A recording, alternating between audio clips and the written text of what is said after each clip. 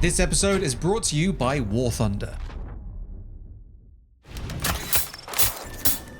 This is Jonathan Ferguson, the Keeper of Firearms and Artillery at the Royal Armouries Museum in the UK, which houses a collection of thousands of iconic weapons from throughout history. And I'm your host, Dave Jewett, and today we're heading to Tau Ceti IV and checking out some of the weapons of Marathon.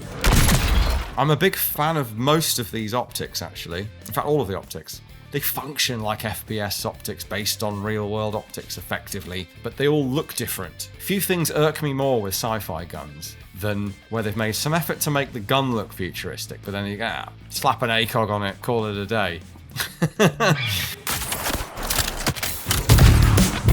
There is a longer, more in-depth, extended edition of this episode over on our Patreon, which also includes a few bonus weapons, link in the description for that. And there are plenty of other weapons to find in Marathon, so if you want us to return to the game, be sure to let us know. But without further ado, I'll throw it over to Jonathan.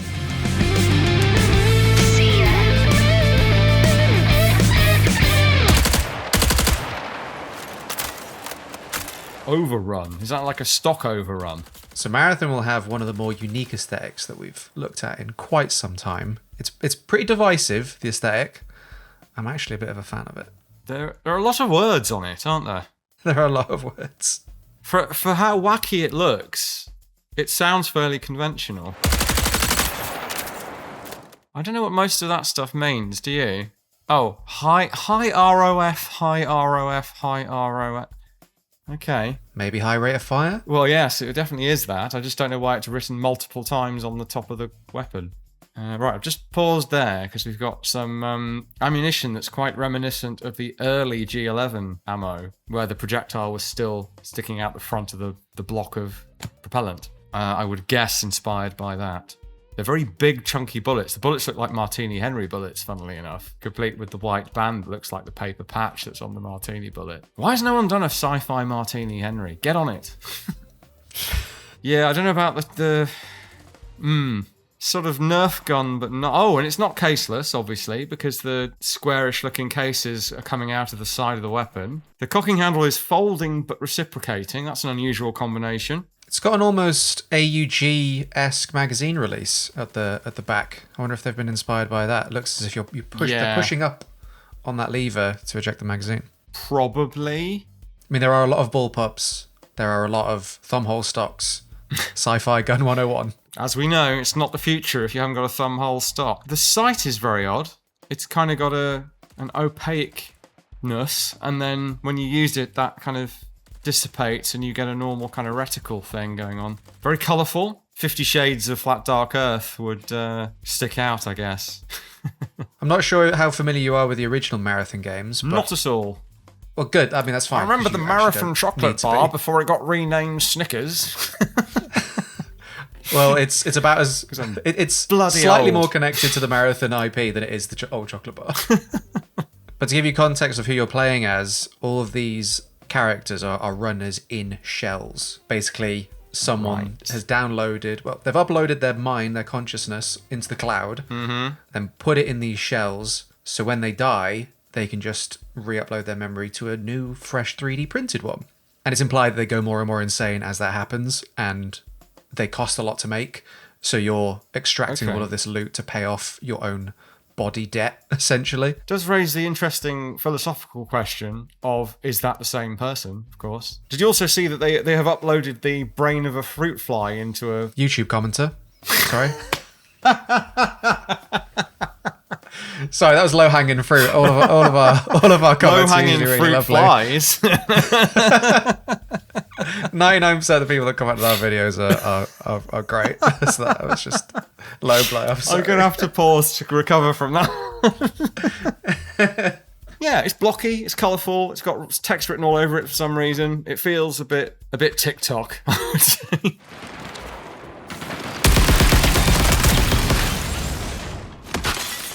I've got another one up here that's clearly a pistol, like distant relative of a Halo Magnum, maybe. Oh, blue flashiness. So this one, it's called the Volt Thrower. As you can see, it's throwing some volts. Very slow, like it's slowing down as it fires, seemingly. Yeah, as it fires and gets overheated, it'll slow down. I guess, heat mitigation.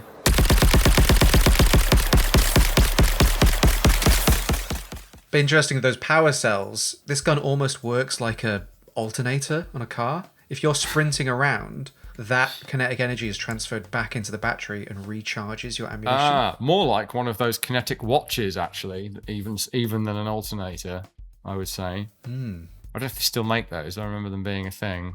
Interesting. I like the very large, wide field of view sight on it, although it seems like... Does that fold at all? Do we see that fold out the way or anything? Because it seems a bit prominent. No, that's pretty static on the Volt Thrower, because it has the heating levels and the charge levels on it. It looks quite robust, so it looks like it might be a bit of a snag hazard, but it would presumably not be broken easily. Yeah, so clearly a sort of PDW concept. Something very, very compact, but high rate of fire. That pivoting apart to reload is reminding me of something, but it might just be the field stripping on an EM2, come to think of it. Or a few other weapons, actually. It was reminding me of something. I don't know if it was another video game gun, but I know what you mean. There's something about that's... I'm like, my brain's trying to pick up on what might be a source of inspiration, but I've definitely seen something like that before. Yeah, that's going to bug me now, because I think there's something else that I'm missing. But, you know, they've thought through the sort of... Well, the design language of the weapons, or the ones I've seen so far, and then how it feels like it should work. And they haven't just, for this one, they haven't just replicated a straightforward magazine. You know, if it's not a magazine of rounds, why would it need to work like a magazine? Let's do it as you open the whole thing up and shove in a power pack, essentially. The reload, it does feel a bit VCR. I do really like the aesthetic of the game, but it is a feast for the eyes in every sense of the phrase. Marathon's runner shells can be awfully squishy without the right shields. But you know what isn't squishy? Massive freaking tanks. And you can hop behind the controls of over 2,500 tanks, planes, helicopters, and ships in today's sponsor, War Thunder. Whether you want to break through enemy lines in the armoured vehicles of World War II, or engage in high-speed, tight-turning dogfights in modern-day fighter planes, War Thunder's huge roster has a vehicle to suit your interests and playstyle. And War Thunder is now free on PC, consoles, and mobile devices, so you can hop right into battle alongside a community of over 70 million players. And if you're a bit of a military history nerd like us, there are a plethora of details to dive into. War Thunder's X-ray view offers an inside look into your vehicle and War Thunder's detailed damage model. This way you'll know exactly where your expertly placed shots land and what components you destroy, helping you learn vehicle weak points as you climb the ranks and unlock new vehicles. New and returning players who haven't played in at least 6 months can use our links in the description and pinned comment to receive a bonus pack, which includes an exclusive vehicle decoration, 100,000 silver lions, exclusive vehicles, and 7 days premium account time. Thanks again to War Thunder for sponsoring this video, and now we'll get back to the episode. Let's get patched up.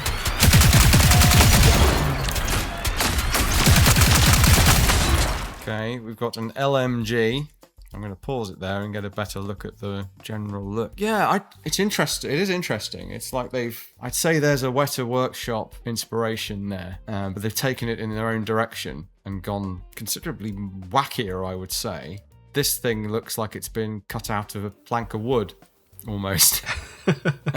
Looks good, don't get me wrong, but in terms of how you could easily make a prop replica of it using some MDF or something and just like cutting out chunks and then add some printed bits on. And I guess it would print up well as well from a 3D printer. But yeah, I see, and also the thumbhole stock thing, it is like shorthand for sci-fi weapon, as we've noted before. There's a side handle, which we've seen in other stuff for bigger weapons, implying some sort of level of control and weight to the weapon. In reality, they're not great because they're off plane and they're going to make things tilt. And they've done a good job, I think, of it's recognizably a gun of some kind, but there's no kind of shortcutting. It's like the opposite of the Star Wars approach of slap some stuff on a normal gun and call it a day. This is, no, we're going to go from the ground up and it's going to be gun adjacent, almost like the range of Nerf guns that are consciously taking inspiration from real guns, but trying to be real guns as little as possible because they're toys. But then some of them veer a bit more real gun-like, probably because they know adults are buying them.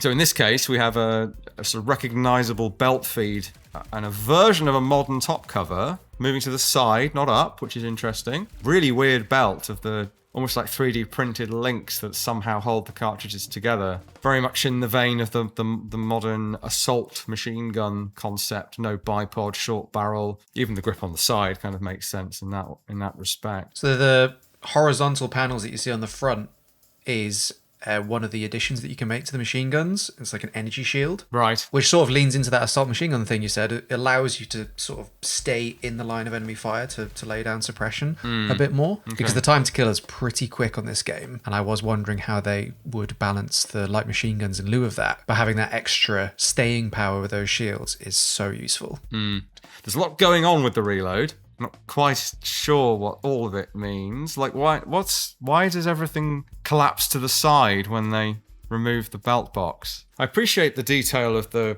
complex reload. I don't quite understand it. Like, we don't need to do that now with side top, belt-fed guns. Why would we need to do it with this? Like, why is the whole feed tray is kind of rocking to the left and a piece is flying out?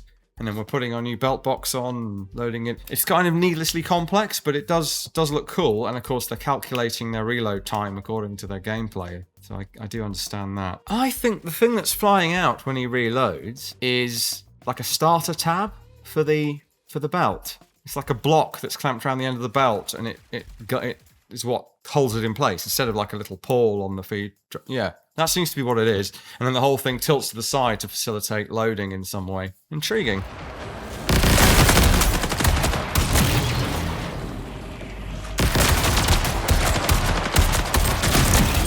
Ah. That's a funky little... whatever that is. Magnum. This is the Magnum pistol. Doesn't look very Magnum, does it? Well, I mean, it looks vaguely like a Halo Magnum, I guess. Sounds pretty punchy, but it looks quite dainty. The sight on this one almost looks like a screen from Pong. Round counter on the back there. Oh, I see. So somehow we're replacing our whole back end to reload. I guess it's like a superimposed load system, perhaps. Like a Metal Storm situation. Not sure. Certainly a fair bit of recoil. Right, yeah. So that sort of... let's call it a magazine. It's protruding out the more you fire. Not really sure how that would work, because with a superimposed load you're firing the first round, then the second round, and the third round. There'd be no need to move the whole thing backward. If anything, you'd want to move forwards to make the effective barrel length the same shot to shot, because in theory you're getting different velocity out of each shot out of a superimposed load weapon. This is sort of working backwards to that, but they've gone with what looks cool and different and worried about the mechanics later, if at all. Yeah, I hadn't noticed that detail of the sort of tab coming back out further and further with every round and then firing back on empty. Yeah. I mean, science fiction, anything goes. I think if you have a sort of sliding scale of realistic versus fun, you can crank it all the way over to fun and then dial it back a bit if you wish. Strong tradition of that, obviously, with science fiction stuff. This is a fun little detail that caught me by surprise. The shell that I'm playing as can cloak. Yeah. So I thought I'd flank this person, and I've got a thermal sight on my gun. As I'm cloaked, the thermal effect isn't there. Yes. I guess if the gun's sort of light sensor or whatever is also being cloaked, it wouldn't work. But I was like, I'm going to nail this shot because I've got my sick thermal optic. No, invisible. Can't see a thing. Yeah, I suppose this, in theory, it's not much different than if it was iron sights, and the iron sights it would be harder if they were, translucent, fully translucent.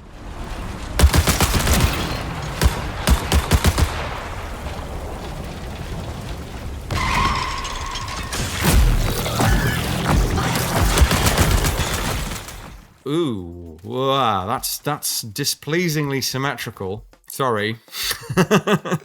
Looks quite aggressive and black and tactical, but then it has that, reminds me a bit of the Steyr TMP with the foregrip on that, which is a little bit ungainly looking, but it's kind of raked very far forward. And isn't a foregrip, it's like a giant trigger guard. Oh, hello.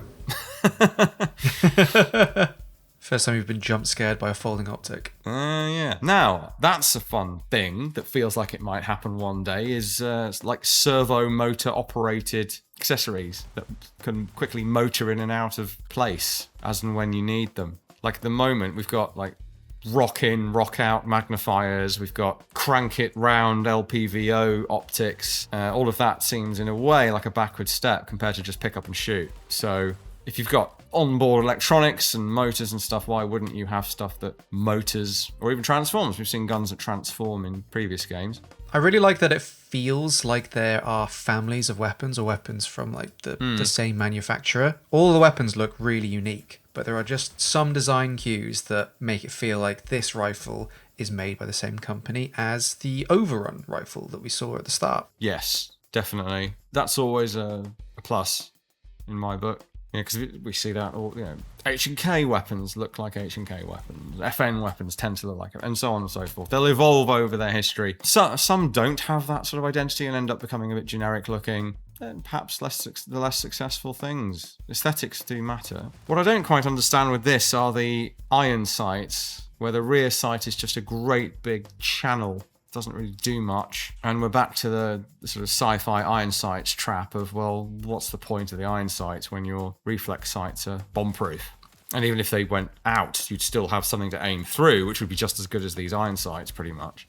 I think that it feels like they're only there to justify the optic pivoting in and out of place. Yeah, I must admit, the first impression with how blocky and colourful everything is almost like a comic booky or like a deliberately lo-fi boomer shooter aesthetic in a way. But then the more you look, the more detail you see in terms of markings, finish, attention to detail, and it really isn't anything like that. That's just a superficial impression from how blocky the aesthetic is for the guns, really, and the shells. Not really for everything else. Is kind of I guess some of the buildings and quite chunky and colourful as well. But I think I've just realised why the rear iron sight channel or the rear iron sight is so wide. Yeah. When the charging handle is folded, it's going through the iron sight because it's folding over to the left, so it leaves enough room for it to slide in and out of. That's a hand gesture I regret. Yeah, but you can see it actually it leaves enough space for that iron sight to be folded over to the left without impeding the charging handle. Right. I mean, in reality, with normal human eyeballs, you may as well just not have it, really. I guess it sort of would help a bit to align that front sight, but you've compromised the. I mean, I wouldn't have them on there in the first place, to be honest. But if you do have them on there, then they probably could have had it change shape in the process of moving, rather than just being massively wide the whole time. That's going to lead to such inaccuracy, where that red dot on the front sight could be anywhere in that area. And I mean, your brain will tend to align center, like middle top, but it's not going to work brilliantly.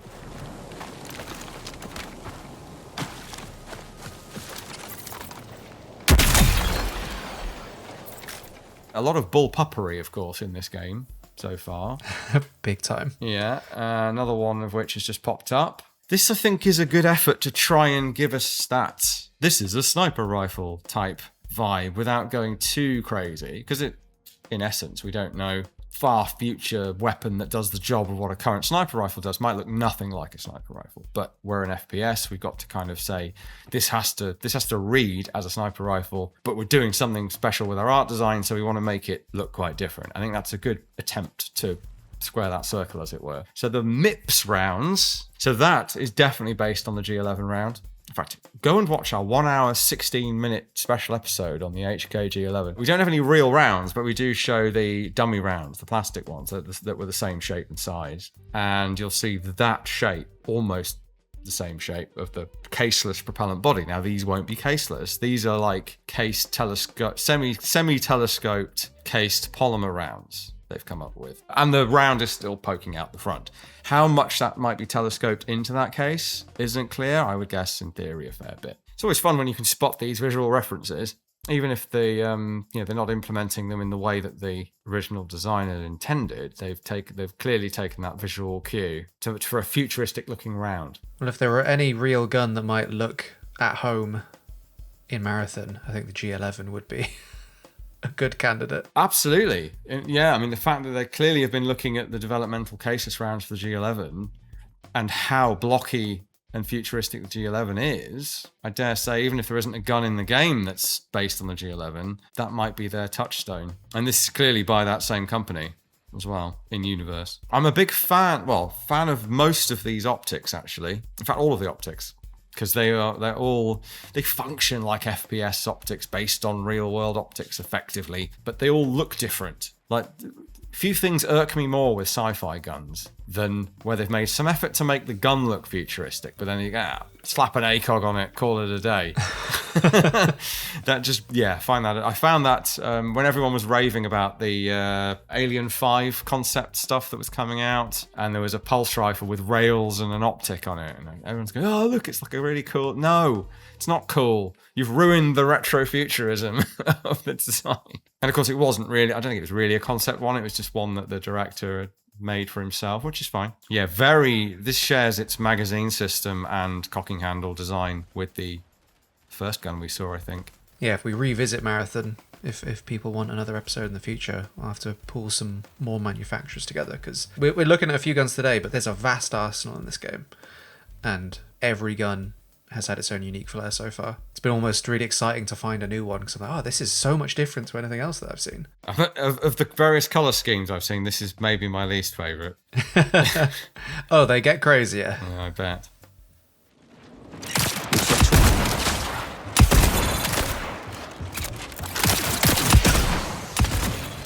Yeah, they are absolutely obsessed with huge trigger guards, aren't they, in this?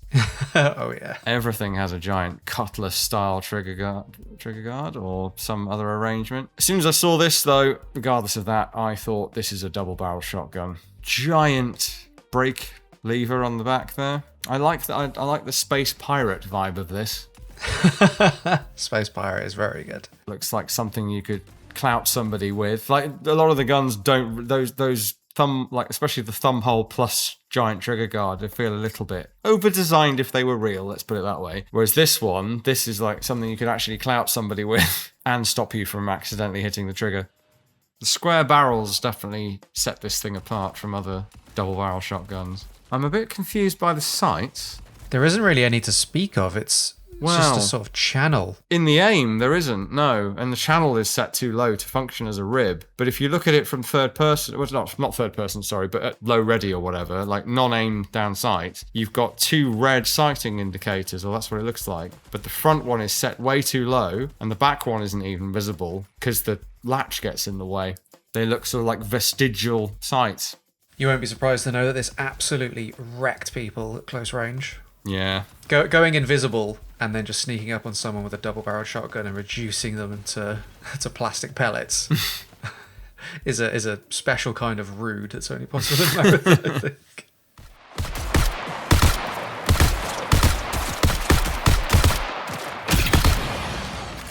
Ooh, another V gun with a weird kind of MP5K foregrip. Another cutlass knuckle bow type trigger guard arrangement. And a really acute angle, is that the right term?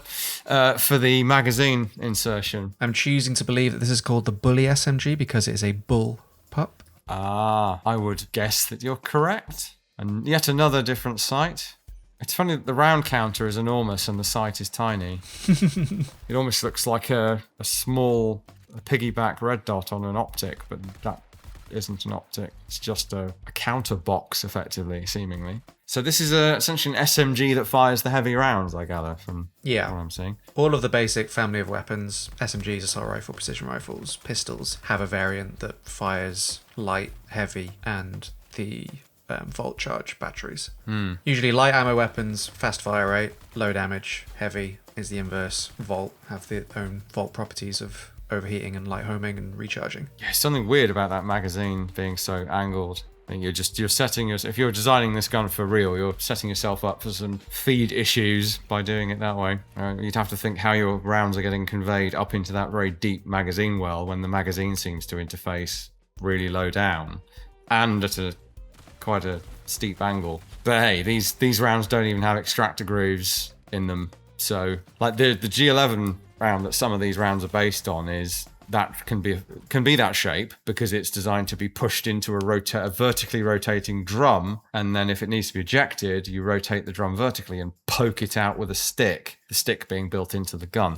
So it doesn't need any means of hooking and wrangling cartridges and cases around the weapon. This is probably magnets or something. How do they work? Exactly. Fucking magnets, how do they work? Almost ready.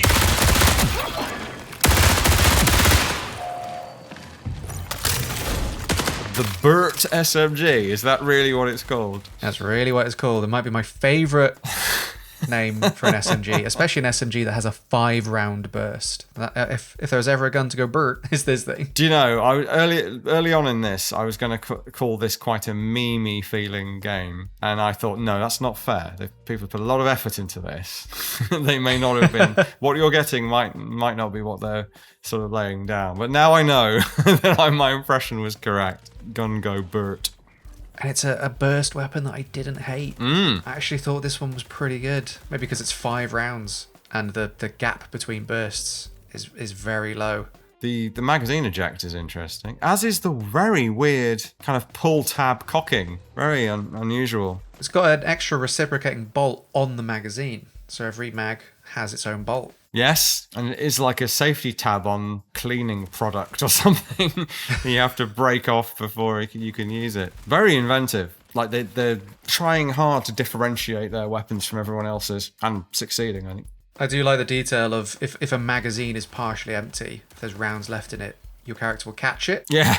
Or if it's completely empty, it's just, we'll leave that on the floor. Don't Yeah. need that anymore. At first I thought, that's weird. Why are they catching the empty mag? That seems redundant. And I didn't realize at first that it was only when you're trying to retain. That would be a problem with like aggressively ejecting magazines. A bit like the Garand, I suppose, in a way. It's like if you want to top off a Garand clip, you've got to stop it from flying out of the gun.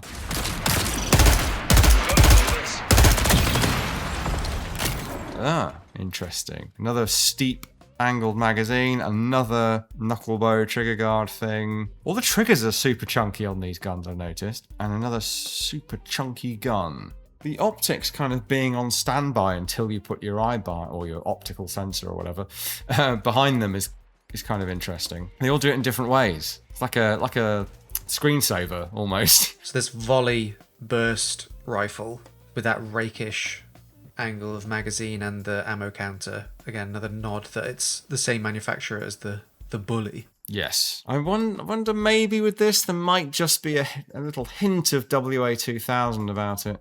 Just a little bit. So you can see I'm swapping a scope on the fly because I found a new, better one. Yeah, well, another point of credit from me is not using Picatinny. There's no Picatinny rails on any of this stuff, and that's excellent. I don't know how That's a they're great attaching... point. I didn't even notice. It was appreciated in its absence. Yeah, I don't know. It depends on the setting and the time frame and everything, but it does take me out of it a bit. If you've got this super sci-fi looking gun, but we're still using the Picatinny, I've said this before, but there's a strong argument that's not going anywhere. You know, it does the job very well for what it does. I think where it did date things is with things like quad rails, where there was Picatinny rail all over the gun, and by 2015 or whatever, we'd already started to move away from that, and it's just the top rail that's Picatinny. No real reason why that would especially if we're going to look at high-tech magnets, force fields, whatever. Just having a nice flat surface to the weapons to accommodate, almost like a pistol slide accommodates red dots, although only if you cut it correctly. Yeah, I don't know. They feel like, I guess that threw me off thinking about it, as to assuming all the optics were proprietary to each gun because they look integrated when they're on there because they don't have rail interfaces. I think things look way more futuristic when they don't have Picatinny. Speaking of futuristic, what's going on here? Wait till you see this in action. This might be one of my favourite guns in Marathon. Just how it works. This is the blockiest, squarest thing. Is this a railgun? This is a railgun.